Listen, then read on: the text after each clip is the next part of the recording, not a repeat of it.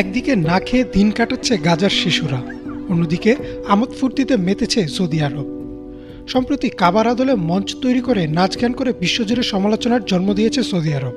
সামাজিক যোগাযোগ মাধ্যমগুলোতে অনেকেই সৌদির অনুষ্ঠান ও গাজার শিশুদের ছবি পাশাপাশি রেখে কঠিন সমালোচনা করছে দেশটির। এক বছরের বেশি সময় কেটে গেছে ফিলিস্তিন ও ইসরায়েলের যুদ্ধের। একের পর এক বোমাবর্ষণ করে পুরো ফিলিস্তিনকে ধ্বংসস্তূপে পরিণত করেছে ইসরায়েল। প্রাণ হারিয়েছে হাজার হাজার নিরীহ শিশু ও নারী। তবে যারা এখনও বেঁচে আছেন তাদের জীবন যেন মৃত্যুর চেয়েও ভয়াবহ। এমন অবস্থায় মৃত্যুই একমাত্র মুক্তির পথ বলে মনে করছেন গাজার এই মা। তারা সবাই মিথ্যাবাদী, তারা আমাদের মিথ্যা বলছে।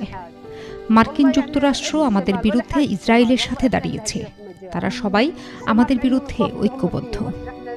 এখন আমি শুধু এতটুকু চাই যেন তারা একটি